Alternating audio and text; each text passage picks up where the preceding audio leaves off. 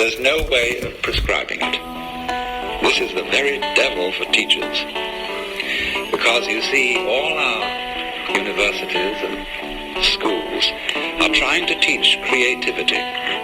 That's the great thing these days, you know. And you hear at the Esalen, all sorts of people are giving courses and workshops in creativity. Now, the trouble is this.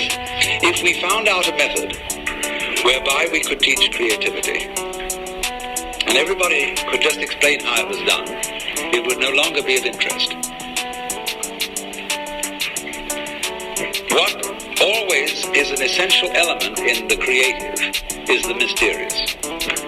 The dark, it's like the black in lacquer.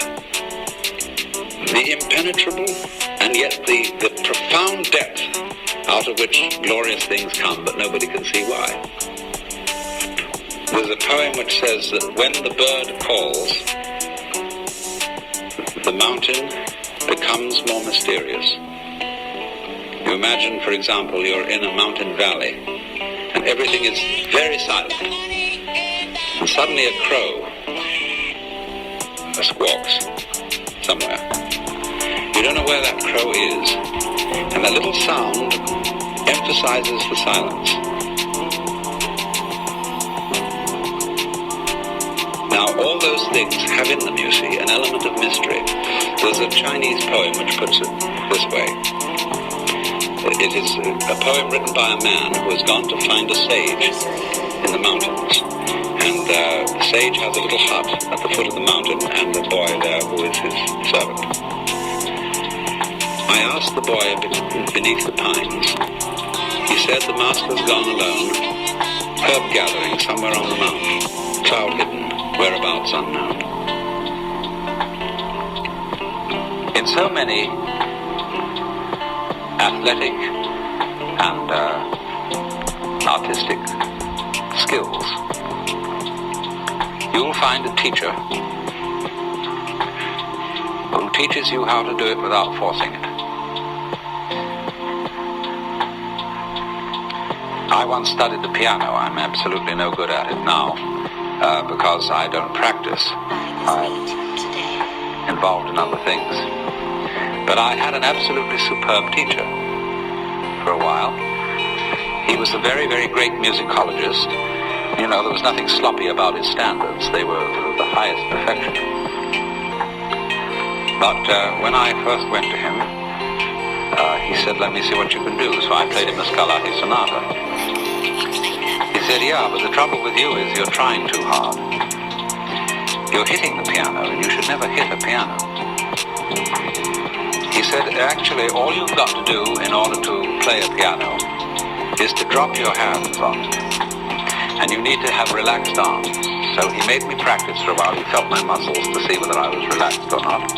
And he said, now just drop your hand on the piano. I don't care what notes you hit, but just drop your hand. Let it fall. So there's enough energy in the weight of your arm to play as loud as you will, or as soft as you will.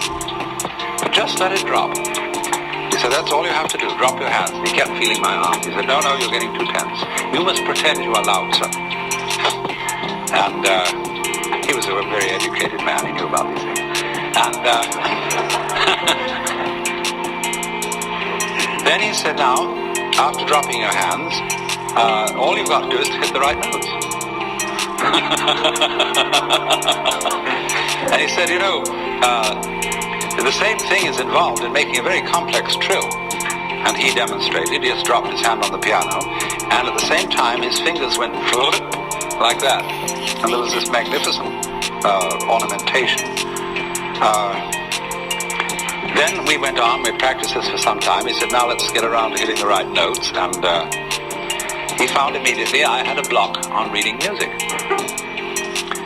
Because when I was a small boy and studied piano at the age of roughly 8, I had a pestiferous teacher who was a mistress in this private school I went to in England. And she used to sit beside you and hit your fingers with a pencil every time you made a wrong note. Gregory Bateson, I think, was taught piano as a child in such a way. And he has a total block on reading music. He's got a brilliant mind, you know. He's a mathematician and great anthropologist, ethnologist, and so on. But he has a total block to reading music. And so this man had to teach me to overcome my block. And he said, now, first of all, feel perfectly free to make mistakes. He said, everybody's going to make some mistakes, and it doesn't matter if you make a mistake. And if you do make a mistake, don't go back and do it over again, but just go on. So play as slowly as you like, don't hurry, just so long as you keep the relative rhythm, the relative values of the thing. Go slow and take it easy. Another thing is not to pay so much attention to the notes, but to the distances or intervals between them, because that is the significant jump.